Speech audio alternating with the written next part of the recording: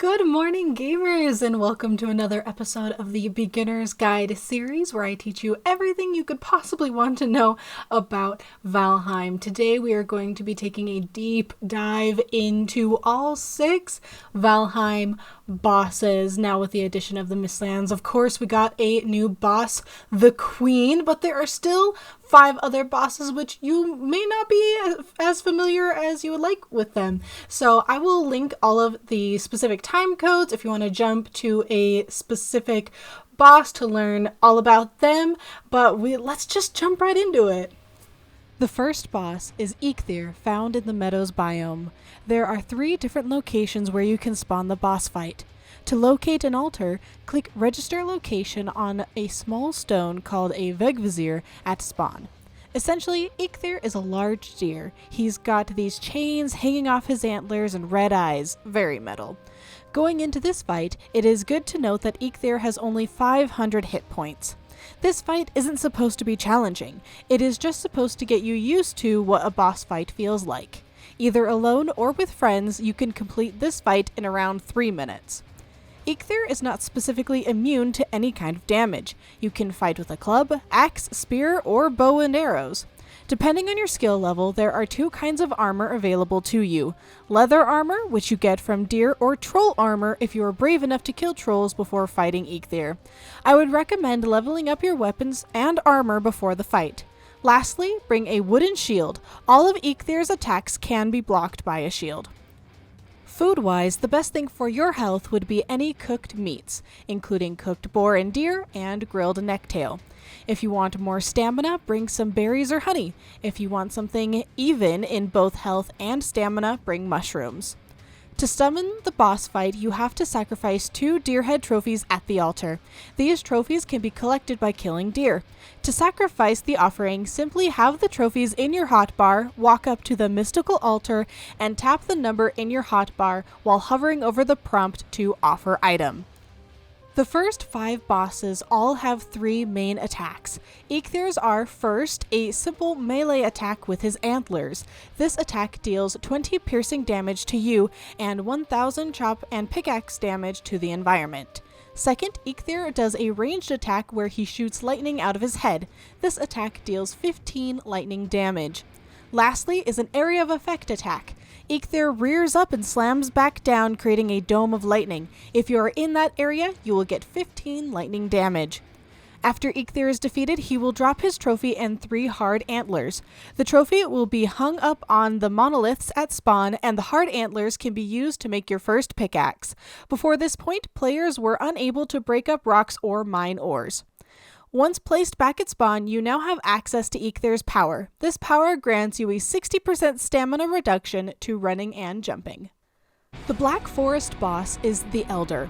There are 4 different locations to spawn him at. You can find these locations by registering them at stones located in burial chambers or stone structures in the Black Forest. The Elder is a large tree that is king of the gray creatures. Before attempting this fight, please note that the Elder is significantly harder than Eikthyr. The Elder has 2500 hit points. The Elder is also immune to poison and spirit damage. However, he is very weak to fire damage. My recommendations would be to have a leveled up bronze armor. Weapons-wise, a bronze axe is probably your best bet for melee, and then bring a crap ton of fire arrows with a fine wood bow. A bronze buckler shield can be used to block most of the Elder's attacks. The best food you can have for your health is carrot soup, deer stew, and minced meat sauce. If you want more health, exchange the carrot soup for cooked fish. To summon the Elder, have 3 ancient seeds in your hotbar and sacrifice them at the ancient bowl where it says burn item. You can collect ancient seeds by killing Grey Dwarf brutes or destroying Grey creature spawns. The Elder's attacks are 1. A close-up range stomp that deals 60 blunt damage to you and 1000 chop and pickaxe damage to the environment. Second, a ranged attack where he shoots vines at you. The vines deal 35 pierce, 20 chop and pickaxe per hit. He does shoot multiple at a time, so if you are rolling out of the way, keep rolling. And 3, the Elder will raise his hand to summon roots that pop up around the designated player. These roots will attack you with a 55 blunt damage and 20 chop and pickaxe damage to the environment. You can destroy these roots or they will eventually despawn. When the Elder is defeated, which may take significantly longer than Eikthyr, he will drop his trophy and a swamp key for every player. The swamp keys are used in the swamp to grant players access to crypts where you can mine iron. The Elder power is a buff to your wood cutting ability. Players deal 60% more damage when chopping down trees for the 5 minutes it's active. The next boss is Bonemass in the swamp biome. There are actually 5 different places he can be spawned at. You can find the registering locations in sunken crypts. I would describe Bonemass as a blob version of Oogie Boogie. Following a pattern, Bonemass has 5,000 hit points. Notably, he is resistant to fire, piercing, and slashing damage, and of course he is immune to poison damage. However, he is weak to blunt and frost damage. Armor and weapons wise, you want leveled up iron armor and either an iron mace or iron sledge. These are going to deal the most blunt damage. If you're going to bother bringing arrows, bring frost arrows if you can. Any other arrow really isn't going to do anything. With shields, you have a choice between the banded and iron buckler. The banded seems to protect you a lot more than the buckler, so I'm not sure what advantage to bringing the buckler would be. The swamp is fairly limited to its food choices unless you decide to go serpent hunting before the Bonemass fight. You can choose from for health between sausages and black soup, and for stamina, turnip stew and muckshake. Any combination of these foods will put you through the fight just fine. At this point, if you haven't already, now would be the time to start making potions. Health and stamina potions are a good idea, but poison resistance potion is basically required for this fight. Everyone in your party will need at least 1 potion, but bring extras just in case. Another tip I have before summoning, hoe around the surrounding area. Flatten it out and raise the ground to cover any rivers running through. This way you won't get stuck in the water with no stamina and no means of escape. To summon Bonemass, approach the Boiling Death or the green liquid in the Skull Altar with 10 withered bones in your hotbar and click Offer Item. You can collect withered bones by finding them in crypts or as a byproduct of mining iron. Bonemass's 3 main attacks are first, a close-range melee attack where he swipes his hand at you. This attack deals 80 blunt damage, 30 poison to you, and 1,000 chop and pickaxe damage to the environment. Next, Bonemass has a Summon Minions attack where basically he throws a ball at you, and when the ball explodes, skeletons and blobs emerge to attack you for him. There will only be 4 monsters spawned in this attack, and only 8 of each creature can be spawned at a time. Lastly, Bonemass literally throws up on you. A green liquid disperses across a wide area and deals 100 poison damage. This cloud of green liquid will hang around for a bit and will re-deal that poison damage to any player still within. Once defeated, Bonemass will drop his trophy and a wishbone for every player present. The wishbone is a magical item that, when equipped, will lead a player to silver. The Bonemass power is actually really useful. The power provides a resistance between 50 and 75% to blunt, slash, and piercing damage.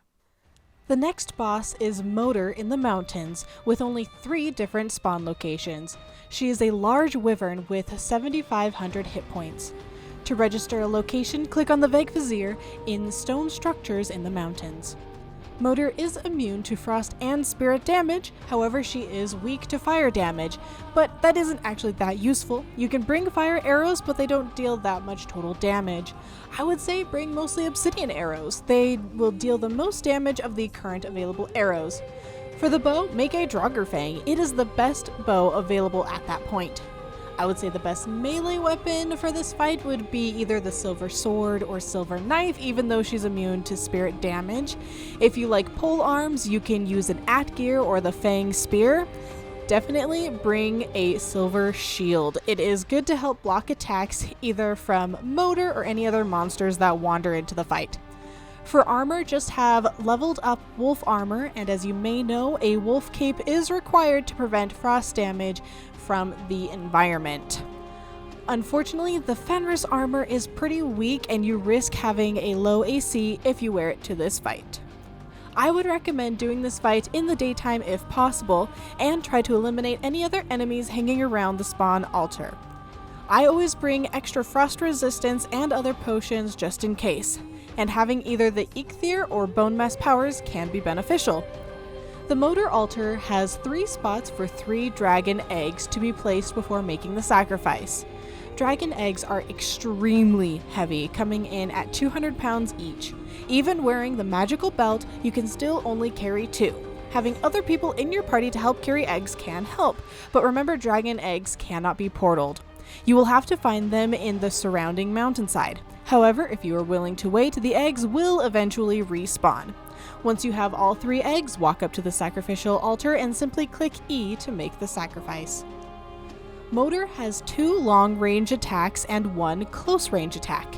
When she is flying around, she will barrage the players with ice crystals that upon impact deals 30 blunt and 200 frost damage and 1000 chop and pickaxe damage to the environment. Her breath attack deals 200 frost damage, but she only does this attack when she is landed. Same with her melee, where she swipes at you either with her hand or mouth, dealing 110 slashing damage. And it does the same 1000 chop and pickaxe damage to the environment. Once you've whittled down her HP to 0, she will drop her trophy and 10 dragon tears. These tears could be used to make an artisan table, which is useful in the upcoming biomes. The motor power is a bit odd because for 5 minutes it is active. You will always have a tailwind when sailing, which can be useful when you go searching for new biomes near the edge of the map. The 5th boss, previously the final boss, is Yagluth, or as I like to call him, Yaggy, or Yaggy Daddy. Yagluth is the king of the Fuelings and looks like a giant skeleton fueling mix. Yagluth's altar is found in 4 different locations in the plains. Registering location stones can be found in stone fueling structures or by places that look like Stonehenge. Yagluth has a whopping 10,000 hit points. He is also immune to poison damage and resistant to fire and piercing damage. For armor, you need fully leveled up padded armor, but you can choose between a lox or linen cape just depending on your aesthetic. They do the same amount of AC. Bring a black metal shield, since Yag is resistant to piercing damage. I would say arrows are kind of out of the question. If you want, you can bring needle arrows, but compared to his total HP, they do not do a lot of damage. Melee-wise, I would say everyone in your party needs a high-level Frostner. After doing this fight a handful of times, I found that the black metal sword and axe just don't cut it. Bring all the potions, but specifically you need fire resistance potion, or the barley wine. Yagluth will be dealing a lot of fire damage and you will die without it. Before summoning, you need to clear out the surrounding area, destroy and put workbenches down in every fueling village, drain and put down a workbench in every tar pit, and kill every Lox and Deathsquito in sight. Make sure to do this fight in the daytime because you do not want fuelings to spawn and divide your attention during the fight. You need 5 fueling totems to summon Yagluth. These can be found within fueling villages or dropped by fueling berserkers. Have them in your hotbar and place them in the appropriate slots on the altar. Click E to offer item. Yagluth has 3 devastating attacks. The first is referred to as the Nova attack. Yagluth will lift his hand and it will glow blue. This means that when it comes back down, a big ball of fire and lightning will appear. This attack deals 65 fire and 65 lightning damage to players and 100 chop and pickaxe damage to the environment.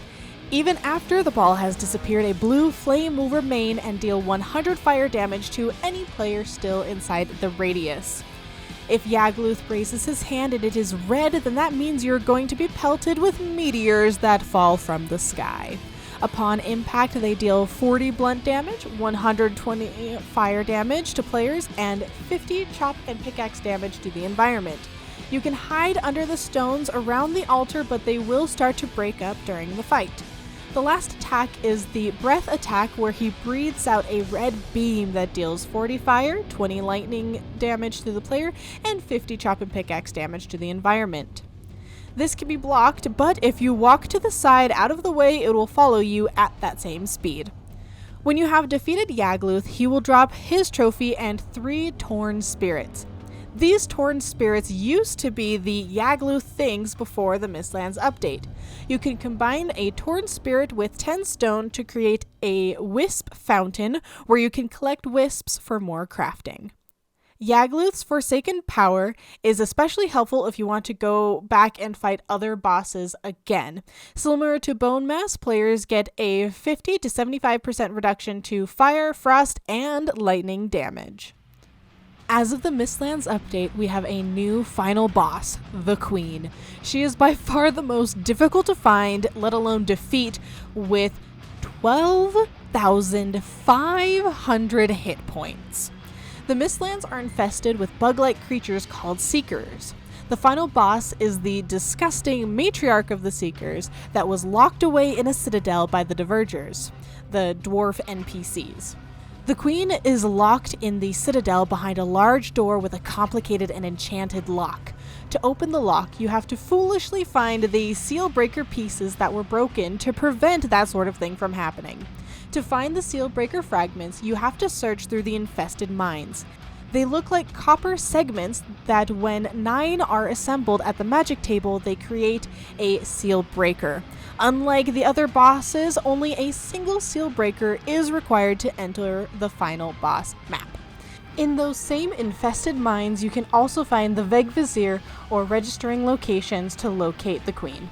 If you are planning on revisiting the Queen fight, you are going to need 3 Seeker Brute trophies, where you offer them at a small altar on the top floor of the infested citadel. Before going into this fight, you have to decide whether you are going to use weapons or magic, or a combination of the both. The strongest armor that offers the most protection is the Carapace armor. Carapace can be collected from Seekers. The Carapace armor is made at the Black Forge, which is currently limited to level 3, so upgraded armor only gives you a AC of 111. If you decide to go the magic route, the Eikthyr Weave armor is for you. Armor is a bit of a stretch. Instead of protecting your health, the Eikthyr set helps you regen your Eikthyr, allowing you to cast more frequently and more powerful spells. A full set will give you an AC of only 63. While most of the capes are very similar, I highly recommend getting the Feather Cape because of its Feather Fall ability, allowing you to fall great heights without taking any damage. The fight does take place on the top floor of the Citadel, so I can almost guarantee at some point you will be knocked off the stairs. The Mistlands offers a variety of great weapons. Honestly, the choice is personal, but make it the strongest possible. I would recommend using at least a little bit of magic. The Queen is so difficult and you need everything on your side. She is resistant to piercing and spirit damage, so go with slashing, blunt, lightning, frost, and fire. The protection dome and army of the dead is also very useful. Similar to Yagluth, bring all of the potions, you will need them. That includes poison and fire resistance, and health, stamina, and Eikthyr potions. In the Mistlands, with the addition of magic, you now have 3 choices when it comes to food consumption: health, stamina, and Eikthyr.